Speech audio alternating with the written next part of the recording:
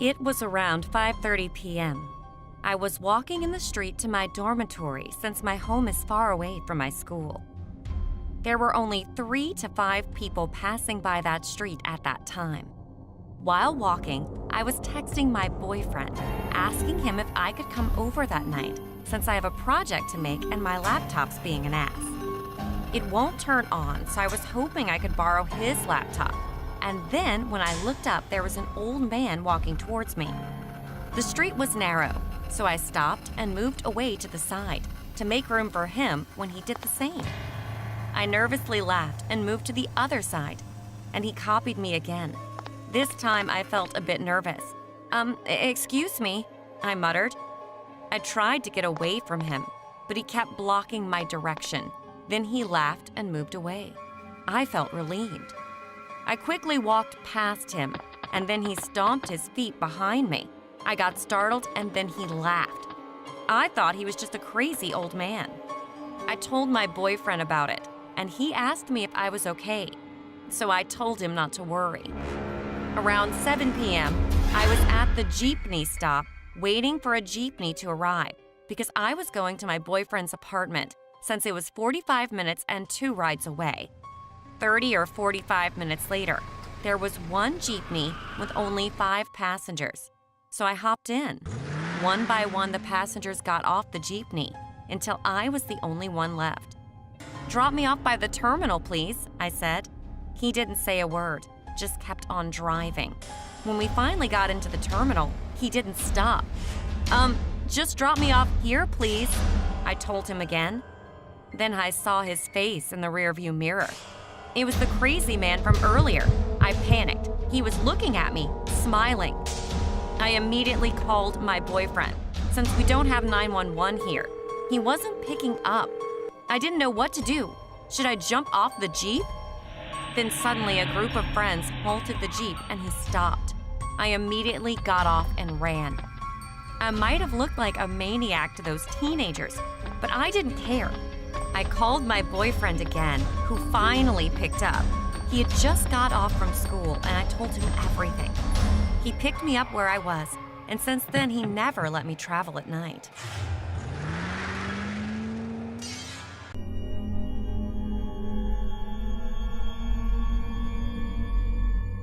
When I was 18, I only just recently got out of a relationship with a significant other, and I wanted to see other people. I took up online dating on this app that I don't want to name. I never told my parents about my previous relationship, or the guys that I talked to online, so they know nothing about this story. But I still need to tell them one day. Anyway, within a short period of time, I received lots of messages from guys. Most of them were perverts, or just didn't catch my attention, until a cute guy messaged me. I forgot his name, so we'll just call him Justin. Justin was around 23 years old at the time. When he messaged me, he told me how attractive I was and showered me with affection and romantic text messages. I was naive at the time, so I was awed and blushed when he told me all that. We started to get to know each other. He was living in Canada, and I was a Polish girl living in the United States. We had a few hobbies in common, and we both went to college. I was studying to be a police officer to get an associate's degree, and he was going to university to get a bachelor's degree. Then, eventually, his messages started to make me uncomfortable. He said that he preferred white girls over Asian girls, and that he always wanted to have sex with a white girl. He asked me if I was still a virgin, and even though I felt uncomfortable, I said yes. He started talking to me sexually, and I didn't like it, but I complied. Then he asked me if I could visit him sometime in Canada, even though I just met him a couple days ago. Living with my parents in a strict Polish household, I told him that I couldn't because of that. He then argued that I was an adult and I could make my own decisions, which was true, but as a Polish person, you still have to listen to your parents even though you're an adult. Of course, I did tell him that I lived in the United States, but I didn't tell him exactly where I live. He then asked me if I lived in XYZ town in XYZ state. I was shocked when he asked this because I never told him exactly where I lived, and on my profile, I did not give out my location, so I have no idea how he found out about that. I lied to him and said that I didn't, but he said I was lying, and I confessed. Then he asked me for my address, but I refused to give it to him. He got angry and said that everyone gave their address out, which of course I knew wasn't true. I then blocked him, but the story doesn't end there. A few weeks later, I heard that in my neighborhood, there was a break-in. 2 men broke into a house, but they didn't steal anything. Instead, they might have been looking for someone. My heart jumped when I heard this. Justin was looking for me. A couple houses later, and they gave up. I waited a while later, and I have not heard about anything like this again. I dread to think what might have happened if Justin found the right house in my neighborhood and kidnapped me.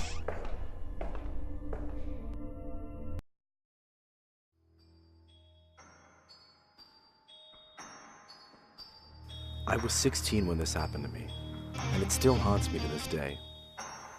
My older brother's friend gave me work of house-sitting his rather large house for 2 days, with the pay rate being $100 a night. For the sake of privacy reasons, let's call my brother's friend Nick. $200 was a lot for such a simple task as house-sitting, and since I recently sold my PlayStation 3 to save up for a PlayStation 4, the job came as godsend.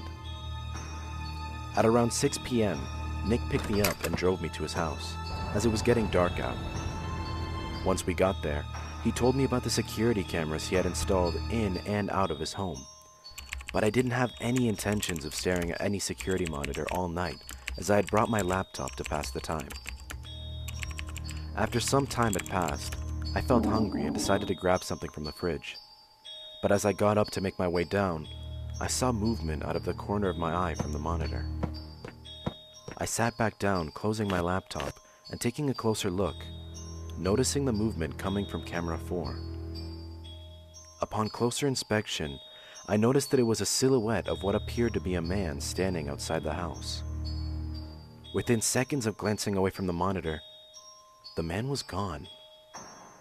At that very moment, I heard glass shatter somewhere downstairs, causing me to immediately look at the cameras, noticing him crawling in through the basement window at an alarming rate. I started to panic, watching him climb the basement stairs with a knife clenched in his hand. I quickly locked the door to my room and dialed 911, explaining everything. I watched the monitor, terrified to see the man on the same floor as mine, desperately opening and closing the doors, looking for anyone to cross his path. I pressed my ear against the door, straining to hear his now slowed footsteps approach my door as he attempted to open it. Realizing I was in there, he began to shout and pound on the door aggressively, frightening me to the very core. As I sat there shaking, I heard sirens in the distance, steadily getting louder and louder. My fear quickly disappeared as I heard the man run towards the stairs, attempting to escape his fate, when I heard the front door slam open, accompanied by somebody yelling, "Police, put your hands in the air!" Moments later, I walked downstairs and saw the intruder in a pair of handcuffs being escorted to the police cruiser. I thanked one of the officers and called Nick, explaining everything to him. After about 20 minutes, he picked me up and took me home. But I got no sleep that night. All I could think of was how lucky I was to be alive. And if the cops hadn't shown up when they did, I wouldn't be here to tell this story.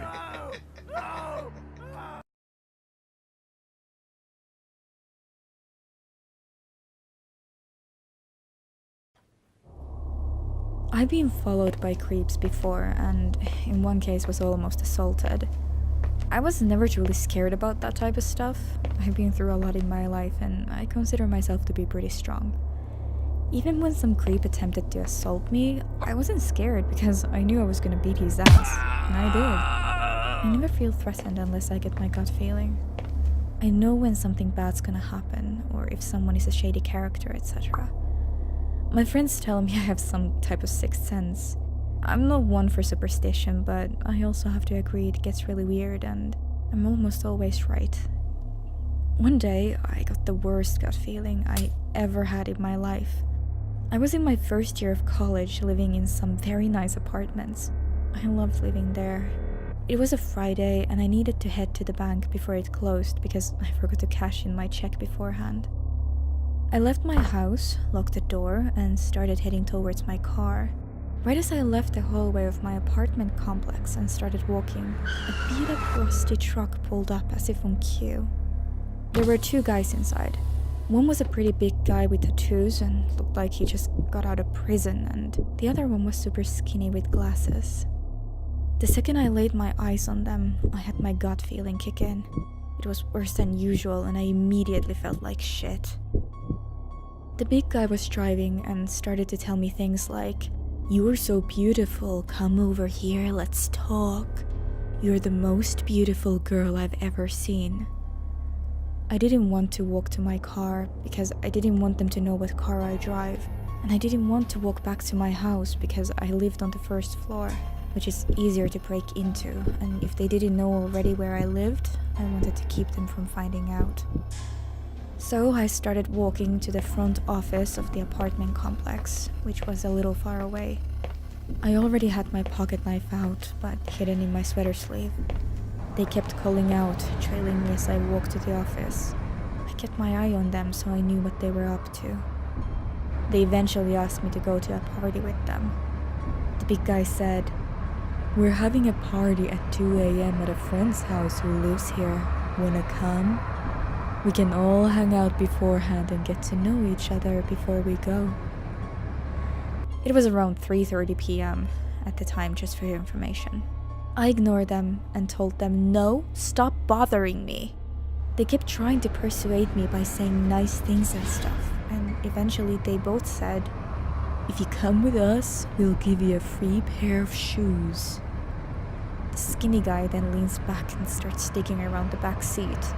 I stopped to look because I wanted to make sure he wasn't gonna grab a gun or duct tape or some shit like that.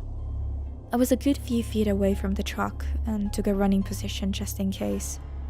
He pulls out a dark blue suitcase from the back seat and opens it. Inside there are maybe 100 different pairs of shoes. The sizing ranged from a small pink Dora the Explorer shoe to an adult-sized woman's stilettos. That's the moment where my gut feeling went into a frenzy. My knees became so weak I threw up on the spot.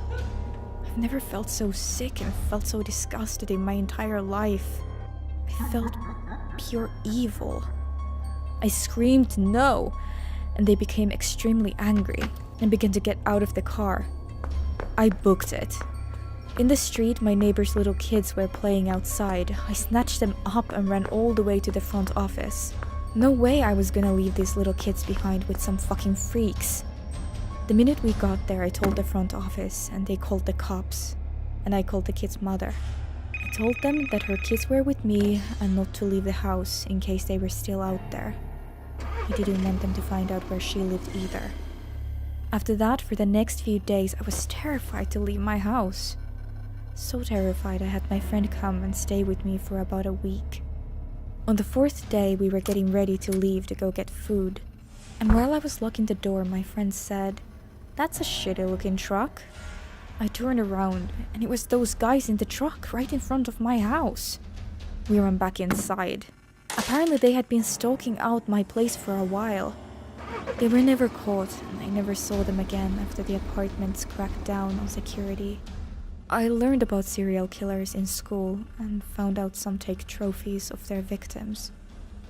I always thought back and wondered, what if all those shoes were trophies? Needless to say, I no longer live there.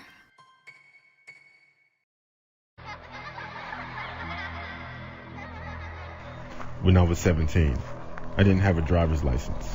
Most of the time I walked or hitchhiked. There was this one night. There weren't that many cars on the road, and it was very cold. And this man pulled over. When the guy pulled over, I took a good look at the guy and figured I could take him if he tried anything.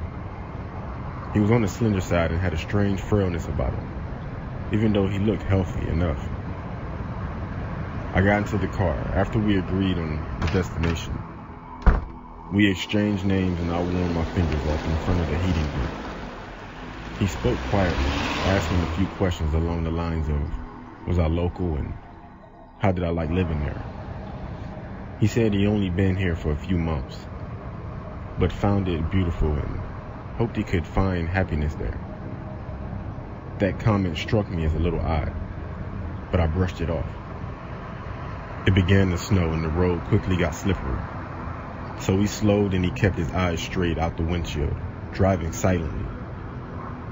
I was okay with that, as small talk was never my forte. About 10 minutes later, I noticed the car near the intersection we were approaching seemed to be sliding, so I said, "Watch out." He immediately hit the gas, shooting through the intersection and burst out with, "Don't ever scream at me." Needless to say, I was taken aback. I said, "Look, this is close enough. Just pull over here and I can get there." He didn't seem to hear me. So I said, "Richard, did you hear me?" I said, "You can pull over here and let me out." But no response. He just stared straight ahead, driving faster now than he did when it started snowing. To say I was scared doesn't seem to cover the depth of the fear that began to rise in me. I didn't know if I should stay quiet or speak, but I was damn sure not going to yell after his outburst. After about a mile, he began to mumble under his breath. I couldn't quite make out what he was saying, but I assumed he was speaking to me. So I said, "What did you say? I couldn't hear you." He began to speak quietly and rapidly, saying things like, "You're always yelling at me. I've told you time and time again, do not yell at me. I don't appreciate it. No, you don't listen. And I was just sitting there looking at him. I was at a complete loss. I didn't know what to say in response or if I should say anything at all. I contemplated just jumping out of the car, but nixed that idea when I realized the door lock was missing. There was just a silver-lined hole where it should have been. I started to cry and debate with myself about causing an accident by grabbing the wheel and hoping for the best, when he suddenly looked at me for the first time since I had gotten in the car. He blinked several times, rapidly, then slowed the car, pulling into a gas station. I waited to see if he unlocked the doors, not wanting to say anything to set him off again. After a minute or two, he quietly said, "I think I better let you out of here." And he hit the button to the door locks, and he opened the door. I wasn't about to hesitate, so I jumped out of the car as if I were on fire. I was about to turn and walk into the gas station when he called my name. He looked so damn sad and I hesitated. He apologized, said he was sorry if he had frightened me, that he never would have harmed me. And he asked if I'd be able to get home okay. I said I would and closed the door. He began to pull out of the gas station, but stopped suddenly. He just sat there for a couple of moments, his head down. I froze, wondering what the hell was up, and was about to run into the gas station, but he opened his window and yelled at me, waving something in his hand, my hat. I left it on his seat. I slowly approached the side of his car, and he handed it to me, apologizing again. I didn't know what else to say, so I just said, "Thanks." I watched as he drove off, making sure he was out of sight before moving on so he wouldn't know which direction I was heading. As I walked, I went to put my hat back on, and a piece of paper fell out of it. Folded into a paper was a $100 bill. The paper said, "I'm sorry. Please take a cab and don't hitchhike anymore tonight." I didn't. In fact, it was the last time I ever hitchhiked in my life. Will never, ever do that again.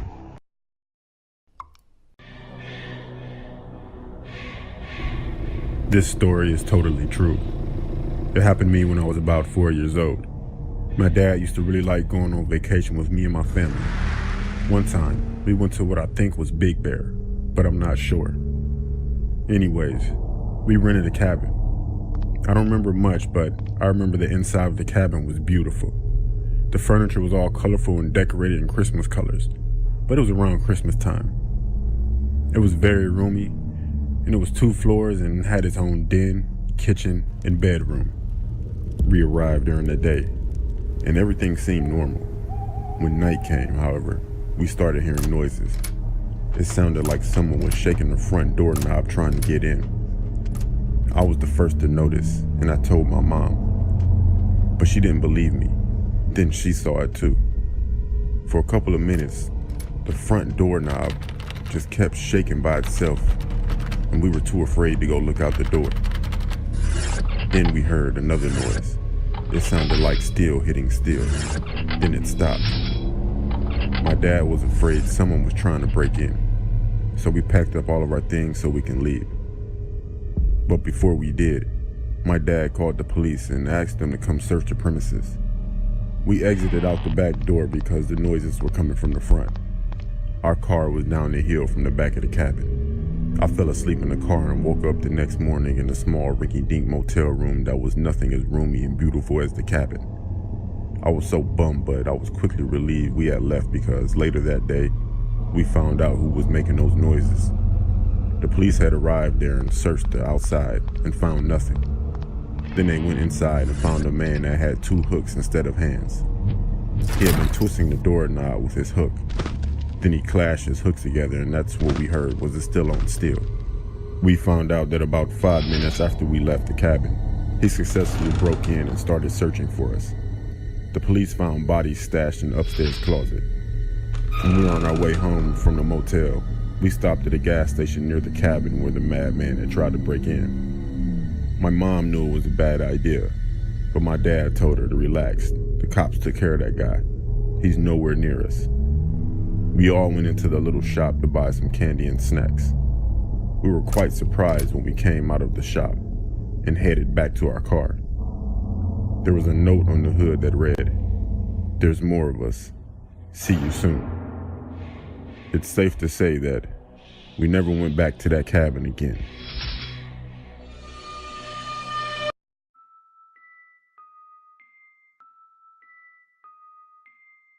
I was born in 1984. This incident was from 1989. I was 5 years old then. I'm a guy, the middle child of 5 siblings. It was late 1989 when my mom was giving birth to our youngest sister. My mom was having labor, and my dad and a family friend were taking her to the hospital of our town. My eldest sister and I were left alone at home. I have no clue about ghosts and hauntings by that time. I wasn't sure how much time has passed since they left for the hospital, but I guessed it's about midnight or just before it, when my sister fell asleep. I was sitting beside her on the couch. I am sure I was wide awake and watching my elder sis sleeping. The couch was just by the window, and the window was high above the ground. There's no way anyone could climb up the wall. It was then, at that exact moment, that I saw a hand on the outside of the window pane. The hand of a baby, from the wrist upward, with the palm facing me. Maybe I was too young to get scared, or I didn't know how to react. I'm not sure. I just kept staring at the hand. At that time, I thought that the hand was of my to-be-born younger babies. I can't tell what exactly happened after that. What I'm sure of was that my parents came home the next morning with our new baby sister. I told my mom about the thing after I was 25 years old, but I've got chills when I think about that night. I wonder why I didn't get scared or horrified. Maybe I was too young, as I've said before. I don't know. I'm sure I saw what I saw.